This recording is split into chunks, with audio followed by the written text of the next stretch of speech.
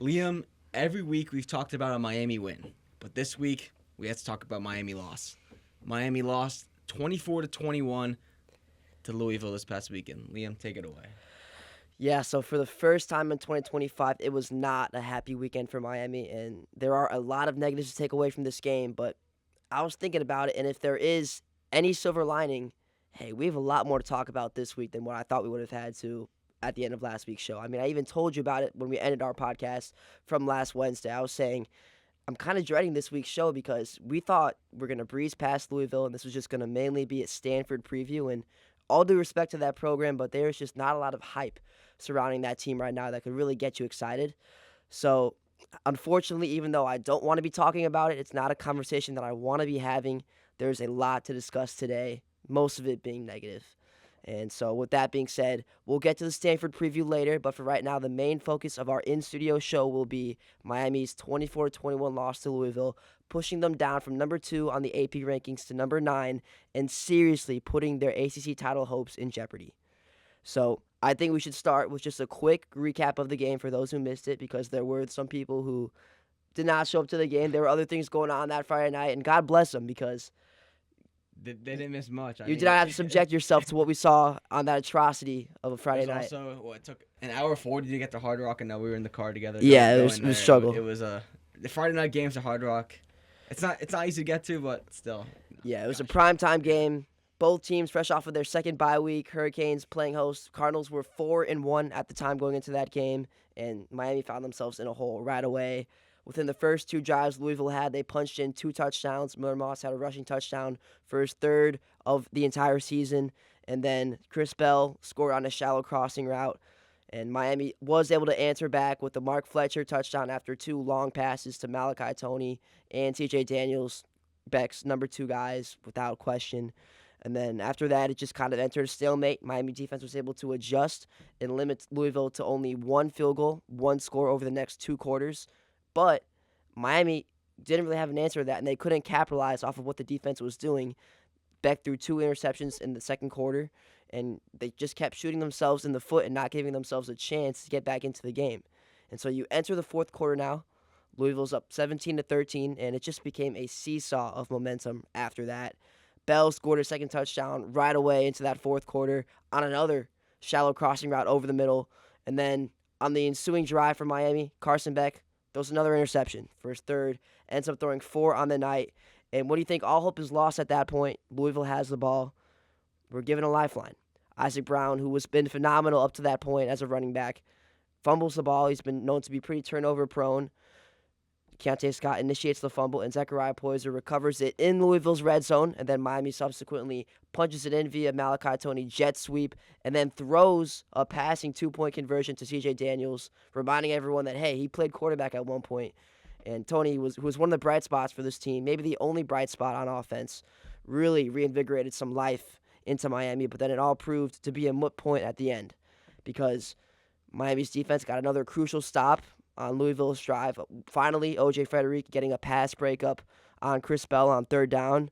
And so with about 2 minutes left, Miami launches a final drive, and then we all know what happens next. Carson Beck with 36 seconds left on a go route, but it was a miscommunication, so Elijah Lofton ended up in the flat, throws another interception, picked off by TJ Capers after he was being pressured in the face, and that ends the game right there. Louisville wins 24-21 in a stunner, taking down Miami. Yeah, I mean, I think first we have to talk about Carson Beck. 4 interceptions. That's not what you want to see from your star quarterback. That was, X was, or Twitter, whatever you want to say. They had some words for Carson Beck, to say the least. But all reactionary, it felt like. It was all reactionary. Heat of the moment. And that was a game Miami had to win. And they were, but unfortunately they were down the whole game. And now let's break down this last play for a second. Miami has a chance to really take the lead or get the ball closer downfield. And it wasn't a miscommunication. Really, that's what people are saying. It wasn't really a miscommunication. Beck post-game, he said, yeah, it was my fault. And he said, oh, it was a miscommunication, blah, blah, blah, yada, yada. So really what happened there? And, Liam, I guess what do you see from that play? What I saw was it was Lofton going out on the flats, to the sidelines, and it was a play that you did not expect to see. It was either you had two choices, in my opinion, right? You had the option of going for the go route, trying to go for the win, or keep it on the ground with Fletcher, who had not been great all that game, but still maintain ball security and just get close enough to the point where you can kick a field goal confidently to tie up the game. So I didn't understand the play design, and I think Shannon Dawson even took credibility for it later. But what really irked me was that after the game, people were just lambasting Carson Beck on his post-game comments, and we were both there in that room with him. And it did not seem to me at all, I'm not sure about you, but it did not seem to me that he was throwing his teammate under the bus like everyone was saying he was. He said before it was on him. He said it multiple times. Coach Cristobal even came out and saying it was a miscommunication. And I think they just took one quote from him about how it was, he didn't like, maybe like just completely focus on like saying, oh yeah, it was on me completely. Like because of the fact that he said miscommunication, people just skewed it so differently to their narrative where they're trying to like say how Carson Beck, who they had always carried some sort of bias over for whatever reason, was this selfish guy. And I just don't believe that is great for this culture at all. And I don't believe that that is the truth. That's a great perspective, Liam. When you're pretty much getting asked the same question 4 different times during the press conference, it's hard to, answer that four times when you're angry. And I really like your perspective there, and that's a good sense into what actually happened, what his comments were. And so then just in reaction to the loss in total, I'm curious to get yours because, in my opinion, the fact that Louisville won with such ease and it was so clear that they obviously deserved to win that game, they were by far the better team. For me, at least, it kind of took the sting out of it a little bit, as opposed to if Louisville escaped with the win after Miami was dominant the whole game and then let it slip away on one play or a bad referee mistake. But the fact that they kind of were in control the whole time, and I knew deep inside that Miami was never going to get back into this game, didn't make me really feel the emotions I would have felt in a game like Syracuse, for example. What about you? I think the team you root for, per se, you're always going to have hope.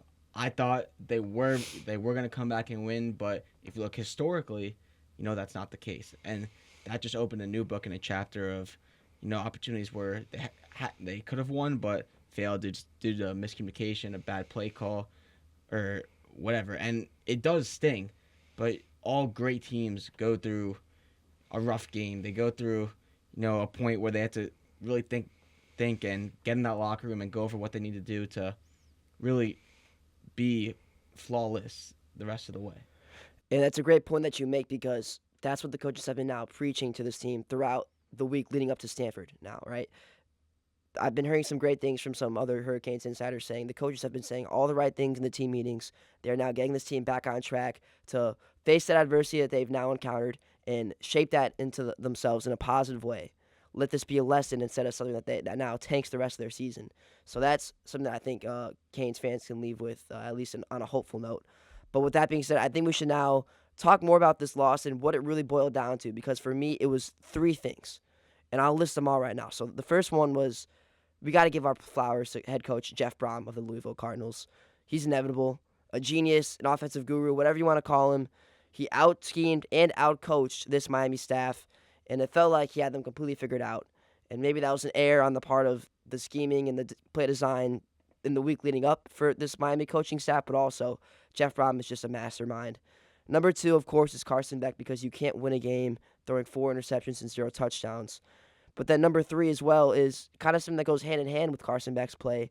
It was the run game faltering.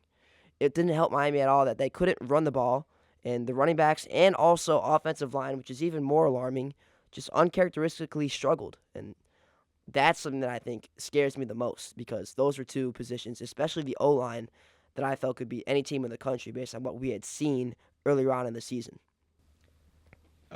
Like you said, Liam, you got to give your flowers to Jeff Brom. The play calling, the schemes were really good. You had 3 quarterbacks on the field at the time. Miami's defense was fooled. You could really see that. But keep in mind, both teams did have a bye week. Miami, it was its first game or they had one game in 21 days. That could have played a factor in it, but you got to go up and show that you can compete. And Jeff Brom outschooled the Miami coaching staff.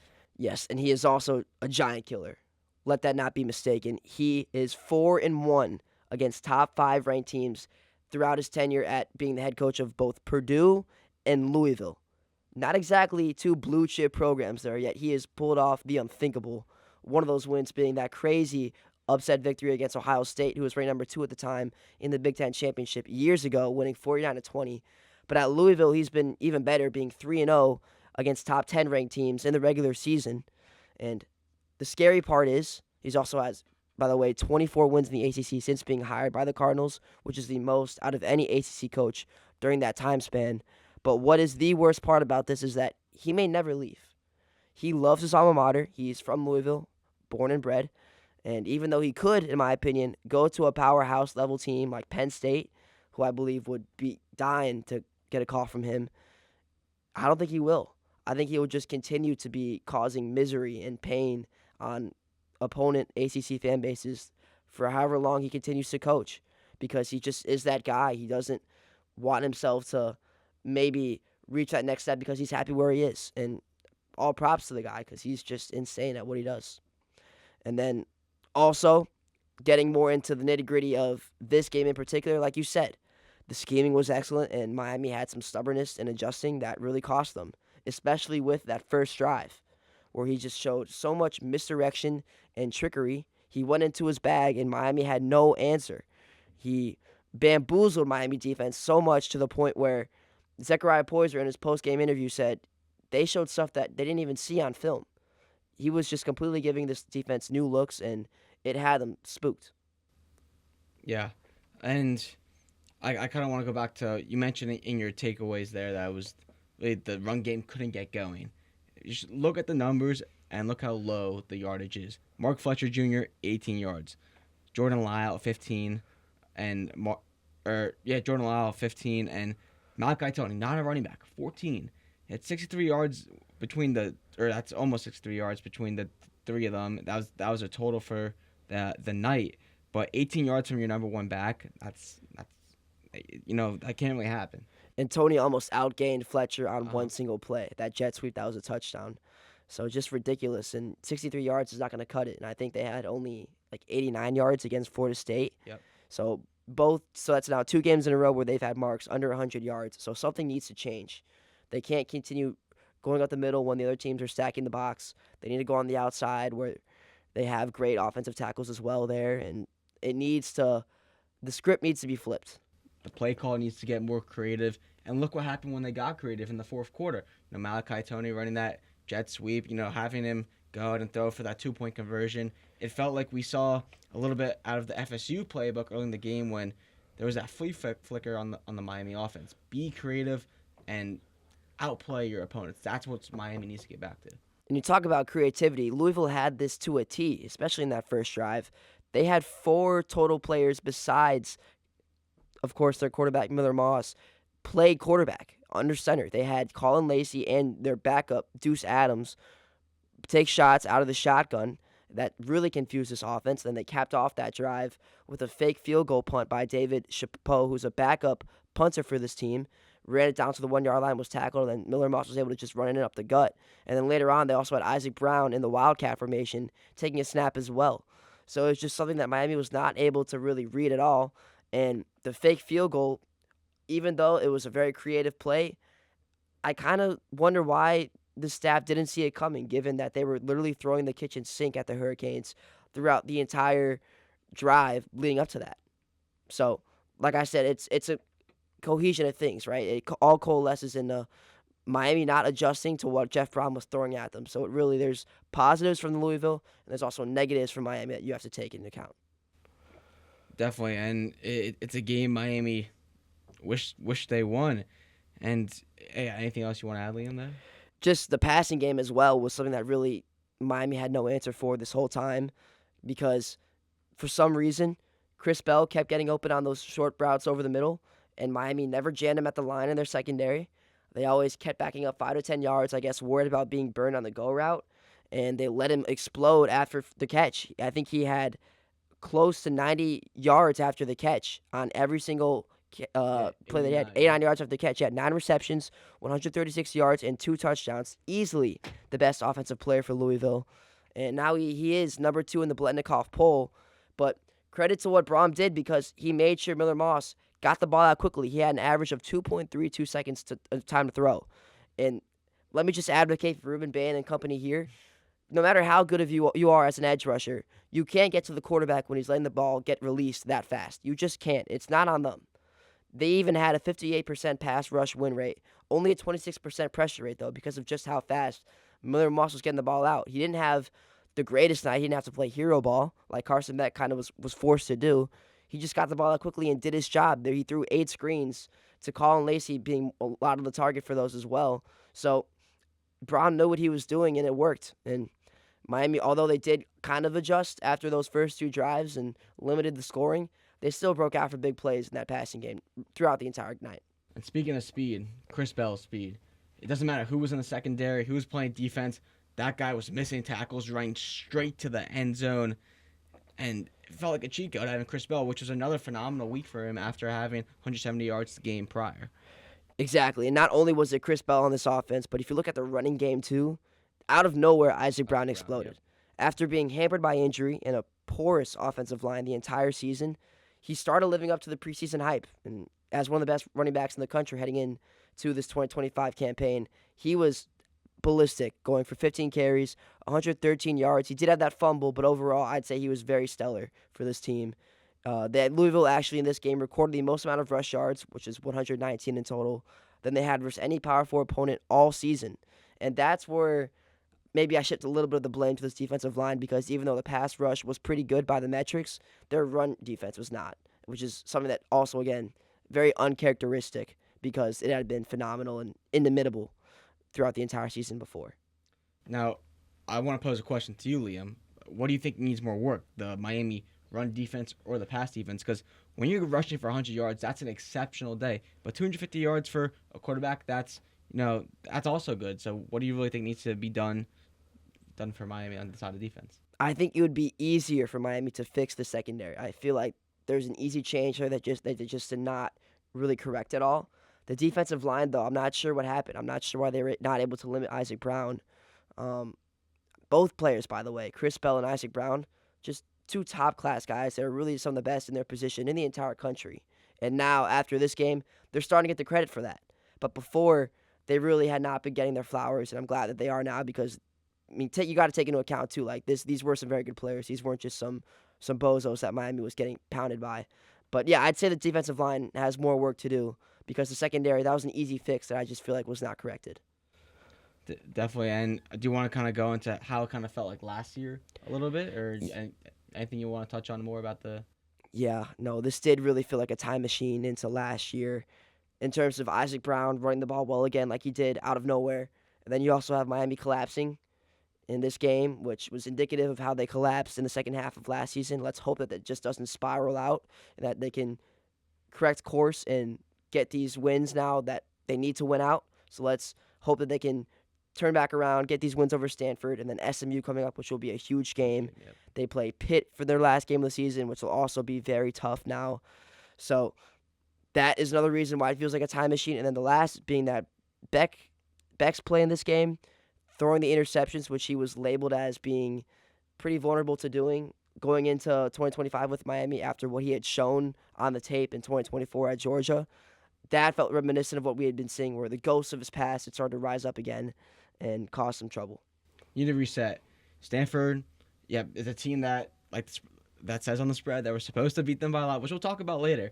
But you got to beat them. You got to set the tone and get ready for really a gauntlet of teams going forward. I don't think you could say there's one easy game. You have to play hard the rest of the season if you want to make the AC championship game, if you want to make the college football playoff.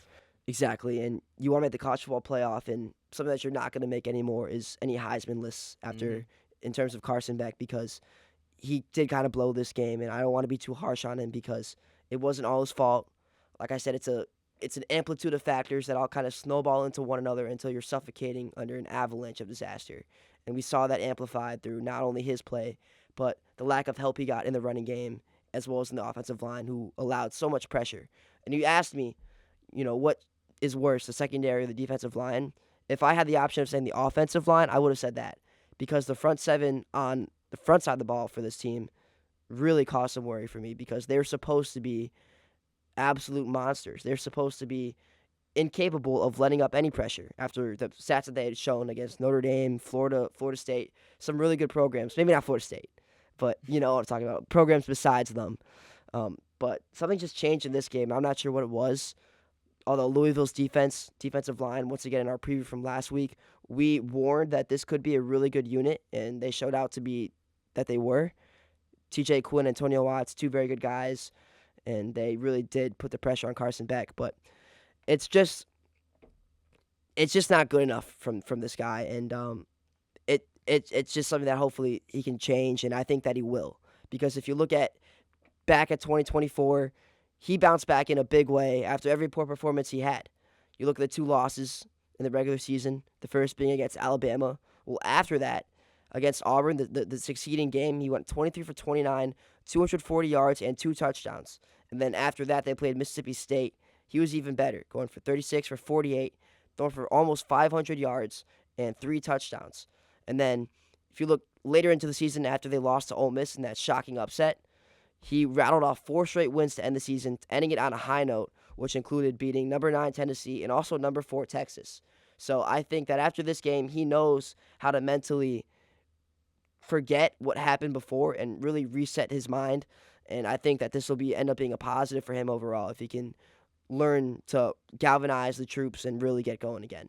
And I'm really interested to see what the playbook for Shannon Dawson offense will look like for the games to come, because it's been a little bit stagnant in terms of which receivers they've used. Same 2 guys, Malachi Tony, CJ Daniels, been phenomenal. Don't get me wrong, but look at last year's offense. You had 5 guys that catch the football that were in the mix a lot. Can you get more reps to Keelan Marion, Josh Moore, Tony Johnson? Who's going to emerge as that third guy? Because down the stretch, I think you need more than 2 receivers. Yeah, and because he only has 2 receivers, he's being forced to play hero ball as well. And that's just something that I don't think he's good at doing. I think he's better as a guy that can control the game using his skill players like Malachi Tony and TJ Daniels. And on that note, I kind of have a stupid question for you. This may sound ridiculous, but is Malachi Tony detrimental to Carson Beck's development?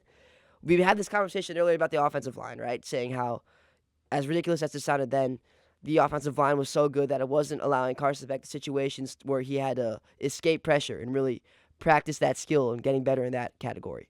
And now, in my opinion, I think maybe Malachi Tony is too good to the point where he's become Beck's number 1 target, and he's really just locking in on him and no one else.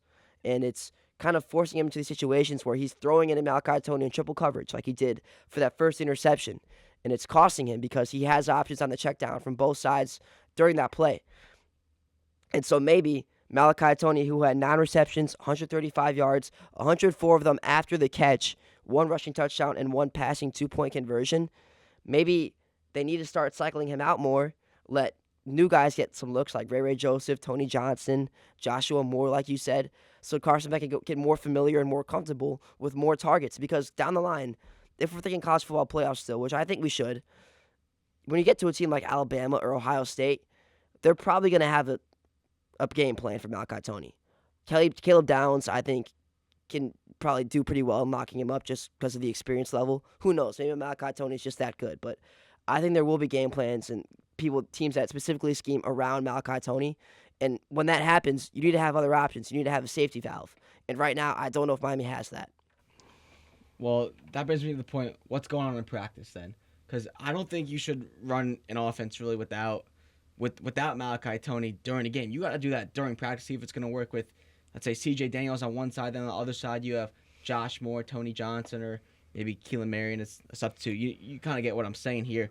You can't try something like that during the game because of the unfamiliar circumstances.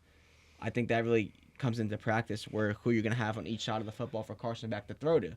I mean, what I'd like to see, can Malachi Tony play quarterback and wide receiver? Maybe just having that and it sucks Carson Beck off. No, I'm just joking there. But Malachi Tony's talented. Maybe. And it comes to how Shannon Dawson can really elevate this offense. It really does. And I think now that we've touched on all 3 of the main takeaways of why they lost, I think there's really 2 more points I want to make before we shift gears and talk about Stanford. And one of them, which I knew you kind of lit into this team during the game you were talking about in the press box. What's going on with the penalties? Let me pull up these stats. I'm just gonna read the stats because I think our listeners should know. We had it cut off. I believe it was 9 penalties for about 67. 67 yards. That is a lot. It felt like every play there was a pre-snap penalty, a penalty during the play, and that held Miami back. And you saw it during the fourth quarter of FSU. That fourth quarter during FSU, it got close. It was an hour long because of penalty. You know, I've never seen a quarter have been that long in probably in a long time since I've been watching football. It has to change, and Coach Cristobal took accountability towards it. He said it was unacceptable. He has to work on that with the team, and that's what I'm looking for this weekend. I want to see if we want to see improvement, a max of 5 to 6 penalties, I think that's improvement, but you obviously don't want to see any. 2 back-to-back games where it's just been absolutely horrible in that department. 13 penalties for 114 free yards against Florida State, even worse. Yeah, that's terrible. So that actually ranks 104th in the country. And then last year, they were 120th in the country in penalties. So this is a recurring issue. So hopefully Cristobal can get that shored up. And then I just want to end this off with a little bit of a quiz for you. Because I'm not sure if you know this, but do you know right now where Miami is ranked in the ACC heading into Stanford's game? I believe is it 6? It's lower. Miami is ranked 8th out of 17. So I think that speaks more to just how competitive and how wide open this ACC conference is. And hey, maybe if you're looking at it from the Miami front office, maybe this was just a genius move by the Hurricanes to lose this game. And they're just big advocators for the ACC because it was a genius operation, if you think about it that way, to get more ACC representation into the college football playoff. Because if that's what they were doing, then it was flawless execution because they seriously severely diminished their chances of winning the ACC at this point now. With one loss, that is, they're 1-1 now in the ACC, which has vaulted them all the way down to that spot. You still have Georgia Tech and Virginia, who are still undefeated and will never play Miami and will never play each other. Undefeated. SMU's undefeated. I'll pull up the list right now. You have Georgia Tech, Virginia, SMU, Pitt, Duke, Louisville, who has the head-to-head over Miami, as well as Cal, all ranked above the Hurricanes right now in the ACC. And so that is not a good sign if you're intending to get into the ACC title game in Charlotte. And keep in mind that they did play more ACC games than Miami, but that's still, I think, honestly helps Miami just to see what they have to do to reach to the mountaintop. What they have to do. What do they have to do to get past Virginia? Because you know who's in front of you now. You got to climb. You got to keep on climbing that mountain. And they still have never been able to win the ACC since they originally entered the conference in 2004. And as of right now, it's looking like those chances are going to be, once again, halted of winning the ACC title. But at least, going into this week's game before Louisville, it seemed that there's only going to be one ACC team in the college football playoff. Now there's a very realistic chance that there could be 2. So at least you could take away that from this game. I think I saw a graphic. It was Georgia Tech at the 8th seed and Miami at the 9th, and they would be playing each other. That would be a college football game. That would be a college football game, a college football playoff game, that I don't think I'd ever imagine seeing. I'd want that so much. I want that revenge game so bad. That'd be great. Okay, so now that we've aired out all of our grievances, I think it's time. Can we jump into the Stanford preview? Should we get into it? Dive right in, Liam. Dive right in. So Miami now moves from the plural Cardinals to the singular Cardinal, taking on the Stanford Cardinal. But their mascot is not a cardinal, it's a tree. It's a tree. Stanford coming off a huge win against Florida State last weekend. Florida State, I guess, forgetting that they have to play football after just going to social media and trashing the Hurricanes. They had another dud. Once again, have dropped 4 in a row in the ACC. Not great. And we're not a betting podcast, but if the money line has to be addressed here, Miami is not being set up at all to cover the spread. Currently 30.5 point favorites, which is absurd if you ask me. I think this game is going to be way closer, especially given the state of the conference and how up in the air these games are at this point. Keep in mind, Stanford's actually technically only 1 spot behind ACC by Miami in the conference at the 9 spot. So it could be closer than people anticipate, although I do think I'll allude to our predictions, but I do have Miami winning handily. Both teams have storied football programs that have started all the way back in 1927, and yet they have never played one another. This will be their first meeting in school history, which I think is kind of cool. So Stanford, like I said, coming off an enormous high, will be riding high going into the Hard Rock with a lot of momentum, but that could also be a double-edged sword because that means that, hey, maybe they won't be mentally ready for this game. The cross-country travel never turns out to be that good. But I think let's just dive in real quickly to this Florida State-Stanford game because it ended on a controversial call. Gavin Sawchuk, a running back for the Seminoles, was called short of the line on a final shovel pass play. But if you're a Florida State fan, I think you're also admitting to the fact that this game should have never come down to that play. You should have taken care of Stanford quite easily. But props to Coach Frank Reich, the interim head coach with NFL coaching experience. You have Andrew Luck at the helm at general manager. This is a team that is now 3-4, which has already tied their record of wins from the last 4 years. So it's a program that's on the rise, especially with the lofty $15 million NIL donation they had received from a former player. So maybe not this year, but maybe in coming years, this could be a team to watch out for. I'd agree. They're definitely doing better than what they've shown in previous years. And last game against, I know before I get into Stanford, that last play, Liam, I was watching that play like 5 times, 6 times over before we got on the show. I was really seeing if the Florida State player got into the end zone. It was close. And ultimately, the refs decided the fate of the game, and Stanford were going to win. But Stanford has some really quality players, and Cole Tab, their running back, he's going to be a nightmare might be a nightmare for Miami, 118 yards. This team's going to compete with Miami. Cole Tab, yeah. Yep. He earned ACC Player of the Week honors, and it was also Rookie of the Week as well, and that's not even their best running back in terms of the stats. Micah Ford is their feature guy, so they probably will be pounding the rock once again in this game because a big factor is that their quarterback situation is currently up in the air. They had Brett Goldbranson, who was their number one guy, Ben Goldbranson, excuse me. He injured his knee while taking a sack in the second quarter. He was originally a transfer from Oregon State that no one thought was going to be vying for the starting job. It was always supposed to be between Miles Jackson and redshirt freshman Elijah Brown going into the preseason. However, Goldbranson won the slot. He started off pretty shaky with some pretty bad losses to BYU and Hawaii. But since then, he's kind of turned around a little bit, maybe steered the ship back into its normal direction for Stanford. Picked up a few wins, was 1,535 passing yards on the season, which is actually more than Carson Beck, who has less than 1,500. So kind of bad news if you're from Stanford because this was a guy that was starting to look reliable, starting to connect with their number one wide receiver in C.J. Williams. And since then, now it's uncertain if he will be playing against Miami, and it could be the redshirt freshman Elijah Brown getting his first start of his collegiate career. Yeah, if that's the case, Miami fans have to be loud, rattle the young quarterback like it's C.J. Carr, like we were playing Notre Dame. Last game, Brown, 50%, 6 of 12, 90 yards. But how much did interim head coach Frank Reich really commit to having him throw the football? Because it was very run heavy, and I think that's what Miami can expect this game as well.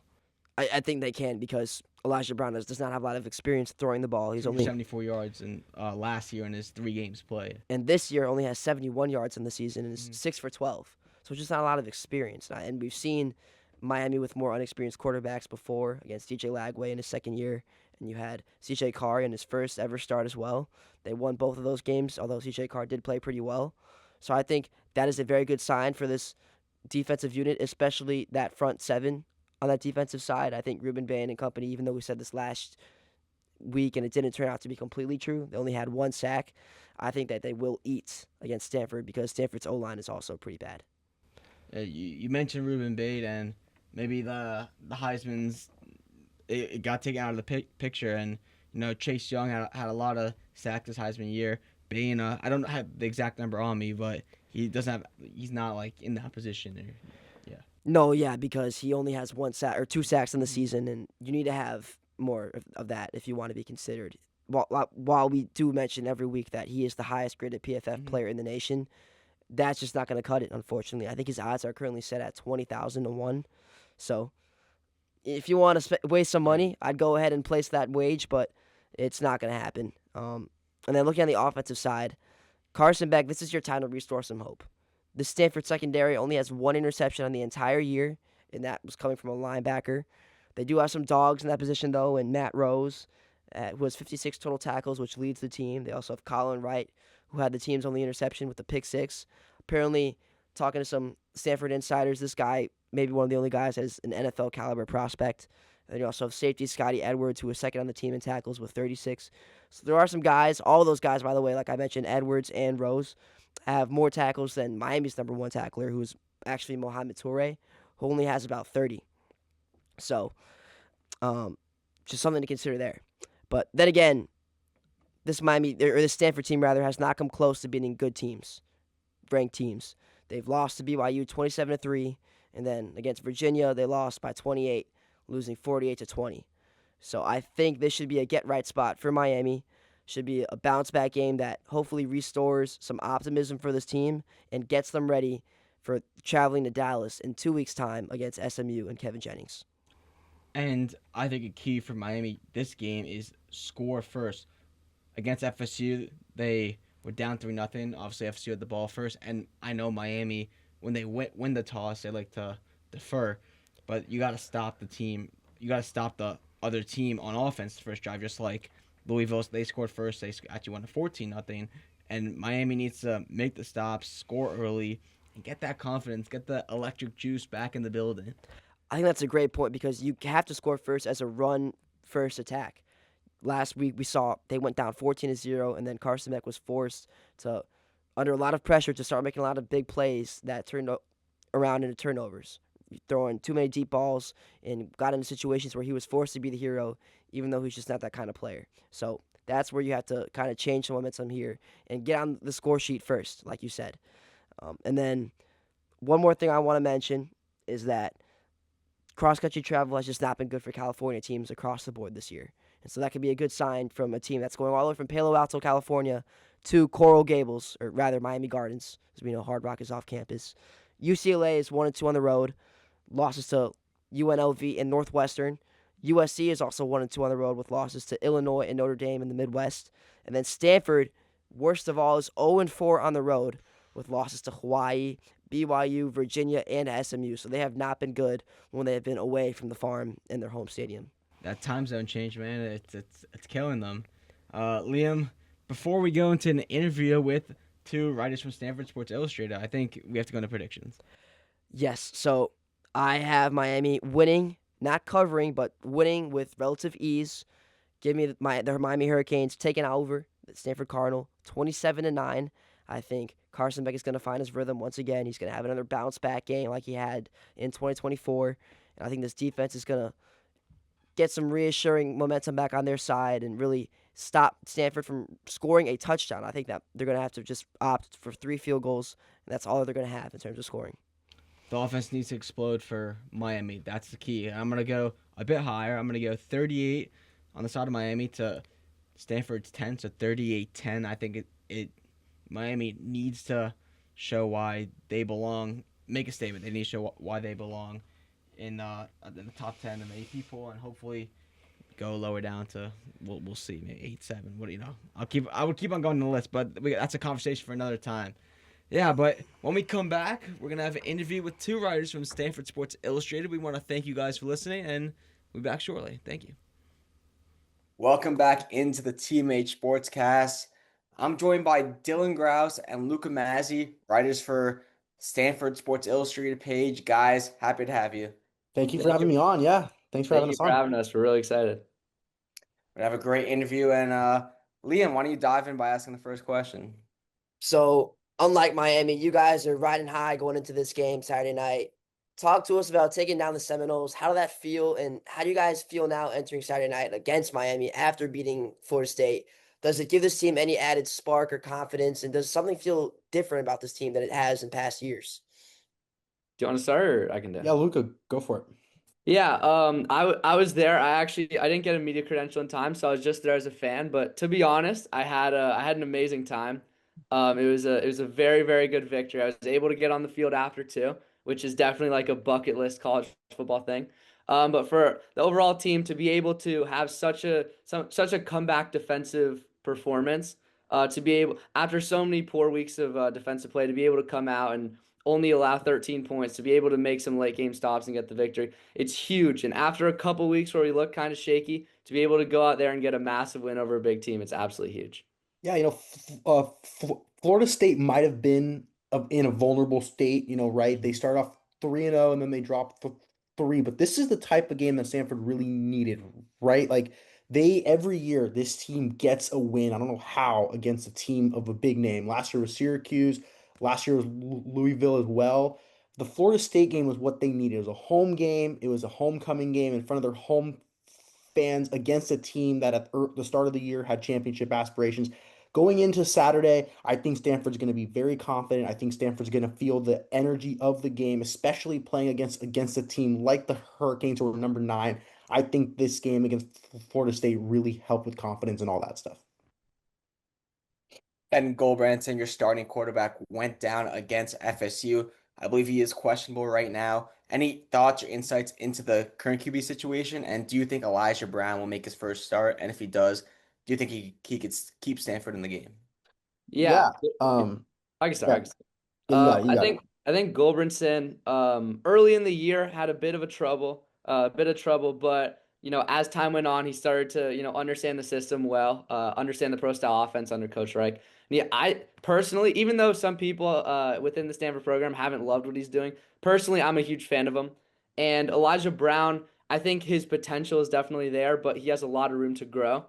And I think the only way Stanford is able to have a chance against Miami is if he truly shows what he's capable of.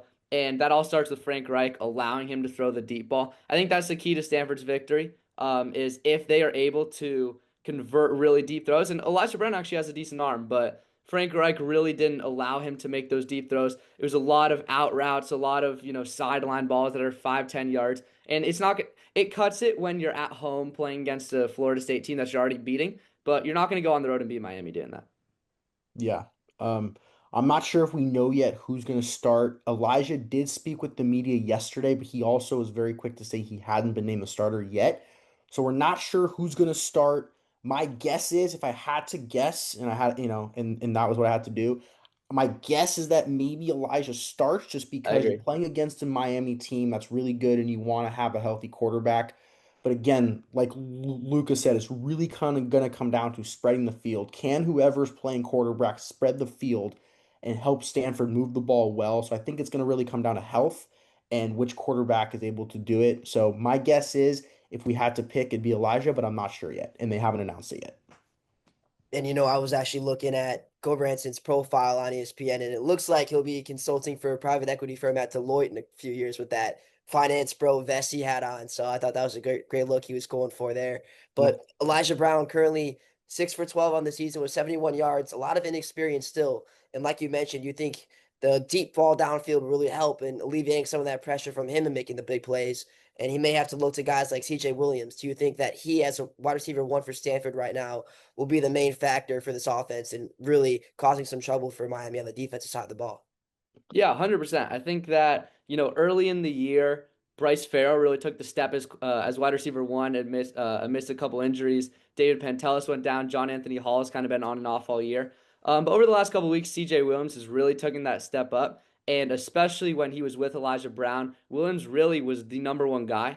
And I do think, the connection with other guys was there, but I think especially Brown to Williams is really what we're going to be seeing a lot of in the future if Elijah Brown ends up starting. So I definitely think over the next few weeks, he's been telling me all. He told me a month, 2 months ago that he wanted to go to the NFL, and then a couple weeks ago he told me he wanted to go to a bowl game, and that was even more important to him than actually going to the NFL. So I think things like that, him having goals, him really trying to take that next step, and I think that Elijah Brown is really going to help him do that. Mm, I agree.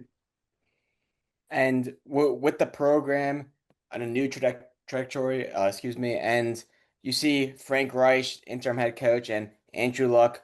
What's your thought on that pairing of leading this team? Yeah, I think early on it's great. I think what you're seeing a clear commitment to making the program a better program. You're seeing Andrew, invest a lot of time into it. You can see they're going hard on the recruiting. And I think bringing in a guy like Reich, the players love him. He brings energy. He's an accomplished NFL coach, so he brings that expertise. And I think early on we saw him kind of adjust to the college game more, 'cause it is a different game, a bit of clock management style. Your players aren't as good, so you're still managing the game, but I think he's gotten a feel for it. He's starting to see what he has. And, obviously Andrew brought up the fact that it's only going to be a 1 year commitment. But I don't know. I'd be very interested to see what would happen if this became kind of more of a long-term arrangement. Because when you have a program like Stanford that's rebuilding, but you can clearly tell they're buying into everything that these guys are doing, it almost makes you wonder if the continuity stayed the same, how much better this team would get. Because next year, if they're going to get a new coach, they have to adjust all that again. So I love what's going on so far. I love what Andrew's been able to do with the program. He's engaged with every aspect of it. He's out on the field almost every practice. He's helping players get involved. Players are calling him coach. So he's basically another coach almost out there. So he's very involved in the program. I really like the direction of the program, and I'm very interested to see what the future holds. Yeah, I couldn't say it better myself, to be honest. I think the first couple weeks, Reich had trouble, especially in the loss to Hawaii, going to BYU on the road. He definitely showed signs similar to what we're seeing out of Bill Belichick, that you can't just be a good pro coach and then go to the college game and do the same thing. It's so different. But I think regardless, I think Frank Reich has really taken a step up over the last couple weeks, just like a lot of the Stanford team has. And I would absolutely love for him to sign a new contract, although I don't think it's realistic. The way he's talked to the media makes it seem like it's going to be a 1 year thing. But I 100% would absolutely love for him to stay for a long time. Yeah. And it seems with the way Frank Reich has been leading this team, I think it should at least entertain the idea of Stanford maybe bringing it back a year. But it seems that right now it's more in the hands of Frank Reich if he himself wants to coach for another year. So that's Mhm. definitely going to be something to consider. But 100%. talking Yeah. about now maybe some weaknesses for Stanford, do you think there's anything that you guys worry about heading into this game against Miami where there's a certain positional group that you think the Hurricanes will exploit in particular? Yeah, let me go real quick because I actually have it on the top. I think up front is going to be a big test. I think Stanford's offensive and defensive line going up against Miami's offensive and defensive line is going to be a very big storyline to keep an eye on because size-wise, Miami and Stanford don't match up great. Stanford's a good, got some relatively big guys, but Miami's got a lot of guys that are probably going to be in the NFL. So it's going to be a very interesting combination to see how that goes. Now, that being said, that's going to be the most important part for Stanford in this game because it all starts up front in any game, it all starts up front. So if Stanford can at least hold their own against a Miami offensive line and defensive line that's aggressive and physical, it's going to be a very interesting game. So I think that's going to be the biggest thing to watch in this one. Yeah, I hate to say it, but I don't think Stanford matches up well with Miami at all. Yeah. A lot of their identity as an offense, especially if we're going to start Elijah Brown, it's going to be running the football. And Miami allows, I believe, less than 3 yards a game on the ground. They're really, really good at their run defense. And like I said earlier, if Elijah Brown isn't given the keys to throw it deep every time, we're not going to beat Miami. At the end of the day, like a short throw it's not going to win you the game. You're going to have to, be uncomfortable and make really tough plays if you want to beat a team like Miami. And I just don't see that happening. I think just overall, Stanford doesn't match up very well. And I think that's probably why the spread is 30.5 or whatever it is. Yeah. Which is absurd, by the way. That seems ridiculous to me. I Yeah. think 3.5 Yeah. is way too much. Hard to We'll say. see. That's what I thought originally, but after going over, I don't think it's too crazy to be honest. Yeah, I mean, we'll see. We'll see, but it's gonna be a tough one for sure. Yeah. All right, before you guys go, we got one last thing. What are your predictions for the game, or in terms of score? Dylan. Well, so I spoke on our podcast a couple days ago about it. I mentioned the Notre Dame game from last year. I forgot the exact score. I believe, what was it, Luca? Like 49-7 or something like It's a that. lot too It was little. a lot too little. It was one of those games where you turn it on, but by the time the first half is done, you're like over it. I think it's going to be one of those games. I don't think Stanford's going to look as last year they looked clearly like the inferior team. I don't think it'll be that bad. I do think Reich and his staff and this team are better than 2024. I do believe that, but I think it's going to be a bit of a blowout. I said something. I think I said like 42-10 You said 42-10. Miami. Like Carson Beck did not have a good game on Friday. He's going to be angry. He's going to want a revenge game. It's going to be a type of game that Miami, especially if they want to win a championship and have any hope of a playoff spot, they need to win. So it's going to be Miami's going to play angry, physical. They're going to want that get back, especially at home. It's not going to be a pretty game for Stanford. It's going to be a very, very Miami dominated game. I say something like 42-10. Yeah, you did say 42-10. I do remember. And it's funny because me and him have similar predictions. When I originally, saw the spread, I was like, whoa, 30.5. Miami just lost at home. Stanford just won a big game. That's pretty high. But if you really think about it, Miami matches up really well. I know the program that the Hurricanes have built, and they don't like losing. And Stanford now with the win, I know Stanford beat Florida State by 7. Miami beat Florida State by 6. So Miami's not going to underestimate Stanford, right? They don't know that they're an amazing team or anything, but they know that they're not somebody you just want to mess around with. So I think that Miami is going to take Stanford seriously enough, and I think they're going to beat them pretty bad, to be honest. I'm going 45-10 to the Miami Hurricanes. Have to hold up the Wow. jersey too. I like So the jersey. yeah, Yeah, I've never seen 30 that and a half before, points Luca. spread is Interesting. 30 and a That's half news point to me. spread is pretty high, but I'm gonna go Canes to win and to cover. Yeah. I All feel like right, you guys are bigger perfect, Miami guys. fans Thank than you. we are. Because we our predictions, we had I had 27-9. I was a little more cynical. Really? Zach had a 28-point spread. So Yeah, Okay. 38-10 or something like that. Okay. Yeah. All right. Okay. Yeah. You Yeah. guys are Very, you very guys are similar. nice at least. At least you guys are Yeah. thinking Stanford won't give up 40 points. I appreciate that. All right.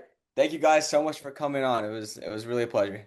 Yes, Yeah, sir. of Thanks for course. having us. Of course. All right. Appreciate it. That was Luca and Dylan from the Stanford Sports Illustrated page. Thank you guys. And that'll do it for this week's episode of TMH Sportscast. Yes, thank you so much. Thank you guys. Appreciate it.